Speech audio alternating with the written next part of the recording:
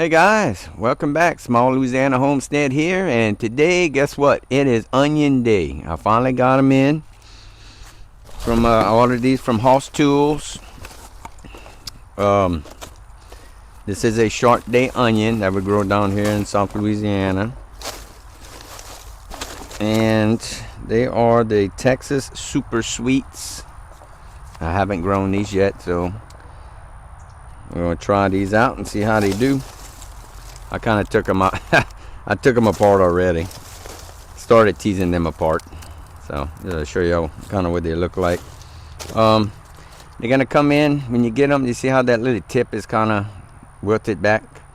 I'm just gonna take me a pair of little snips and I'm gonna snip those off whenever I go to plant them. I'll be right back and show you how we're gonna do this. Okay, let's see. I'm going to give y'all a little closer look, but I'm going to show y'all generally what I'm going to be doing here. See these? See how they got those little tops that are kind of wilted back? Let's take them and just kind of snip it off like that. And you can pull any dry ones off like this, or snip them off to where they're definitely going to grow more, so don't be worried about cutting those off, because they're not going to do nothing anyway. So you don't want to cut your roots. You want to leave your roots like they are. That's going to go in a hole.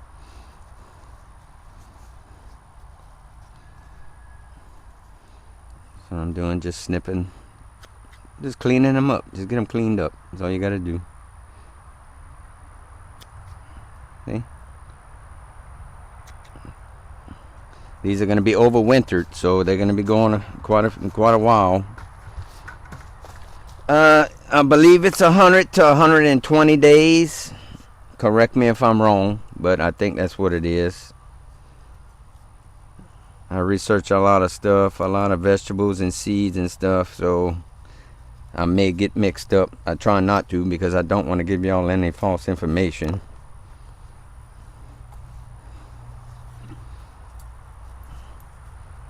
Just all you gotta do, just clean them up, get them all pulled apart, get them ready to be planted.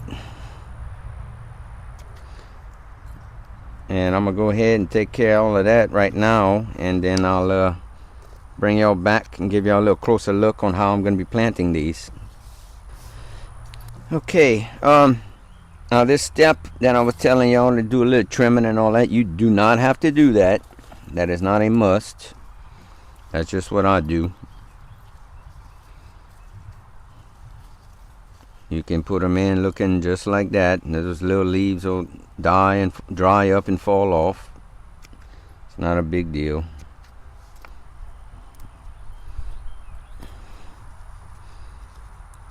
Okay, I got a few here I can show y'all. What I'm basically do, I'm gonna put these about 4 inches apart, which my drip line right here is every 12 inches in this bed. I think the other one that we're gonna put some in is 6 inches, I believe. I think they are, but I'm gonna still put them like what I'm gonna put one basically right here by the drip line, and then I'll put one in midway, and then I'll put another one by the drip line, and so on and so forth. 2 rows of that. I got 2 drip lines. The drip lines are normally will pretty much wet that little area, but the roots on these onions, or roots on any plants really, they're trained to go find water and nutrients. So you don't have to have it directly on the drip line. You can put it a little ways away, and it'll figure it out. I've done it last year like that, and everything worked out pretty good. So basically I just poked a little hole about up to probably my first knuckle on my finger. I don't have big hands, but and then I'm gonna go ahead and put it down to the white part, which will probably be almost this much of the onion. That's as deep as I'm gonna go with it, which that one's probably about 1.5 inches, maybe 2 inches. Just stick it in the hole, and that's it. It's as easy as that. Then I'm going to put another one about 4 inches. Well, it'd probably be about 6 if these are 12 inches apart, the emitters. So every 6 inches, let's go. Just go ahead and pack it in up to the white part of the onion. Because as these start to grow and all that, it'll start to expose itself a little more. You may have to come put a little more dirt around it, or eventually, whenever you get to the bulbing phase, you're going to want to start cleaning around. Make sure the soil is loose around the bulb for when the bulbing phase, which we have quite a while for that to happen. But I would definitely bring y'all back and show y'all what that looks like. And how this soil is pretty loose. You know, it's really organic soil that I have. So it's very airy. Not too loose, but not too tight, you know, like old clay or something like that. But you want a good loose soil to plant this in, because these bulbs need to be able to expand when it's time. You don't want to restrict that. Go ahead and plant this one right here. Every 6 inches I went, and just kind of pack it in. Not too tight, just snug it in the hole. So just like that. So let me go ahead and finish this bed, and then I'll show you what it looks like. Then we'll go to the other bed and plant the rest of what we got.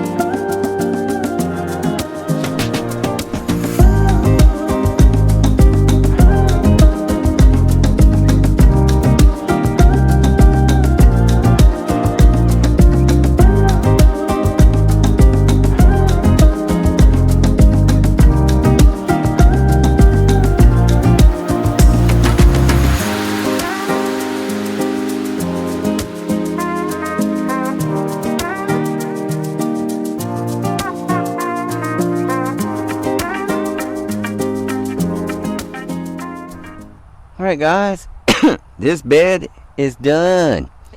We got that one other bed. We're gonna go ahead and go over there and put leftovers in there. I should have plenty enough.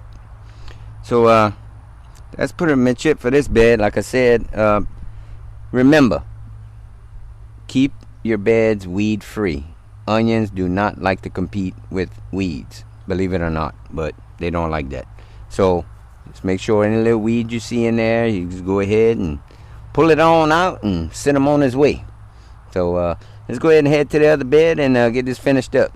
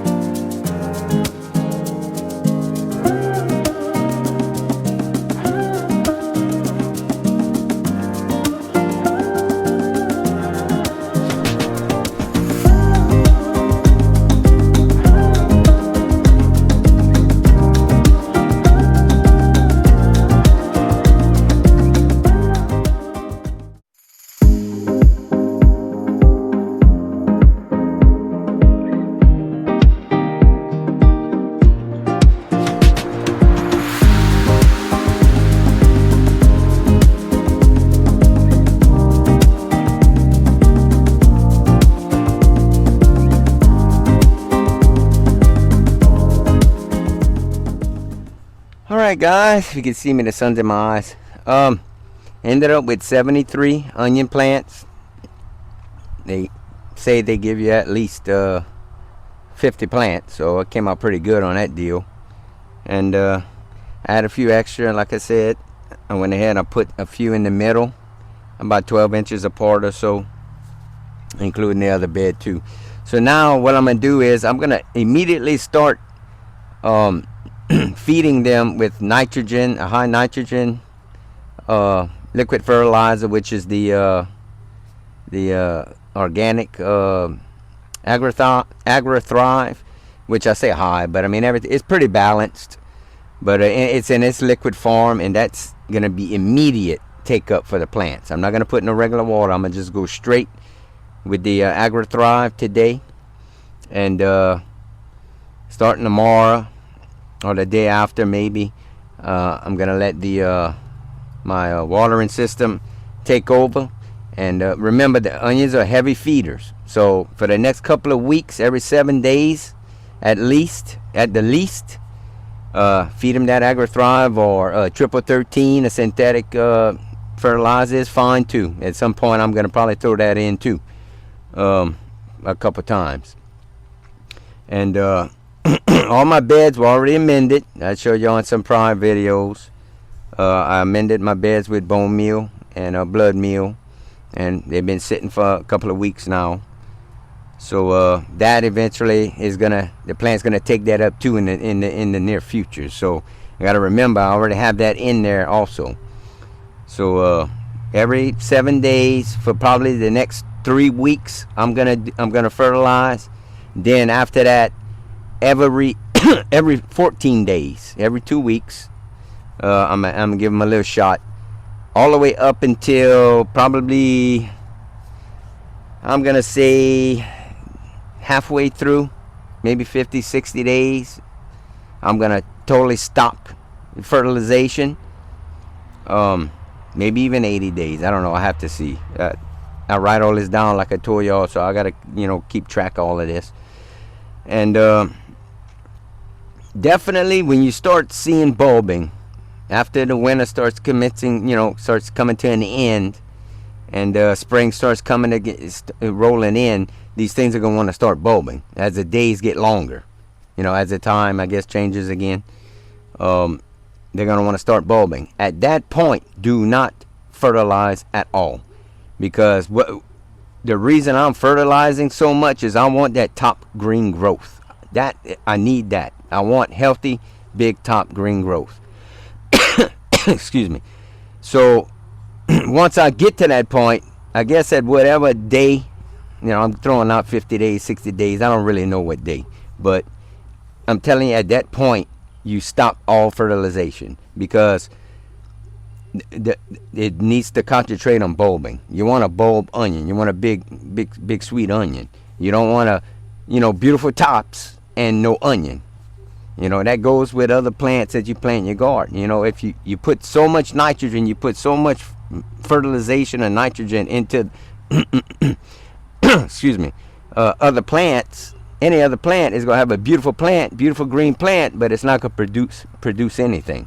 So you got to, in the beginning stages, it's okay to hit them real hard, but eventually you want to start backing off. You start weaning them off of that and let them start fruiting. So I'm going to go ahead and show y'all how I'm going to do that, which, there's nothing to that, but and then we'll have a little finalization on what we did today, and then that'll be it for today. I'll bring you back.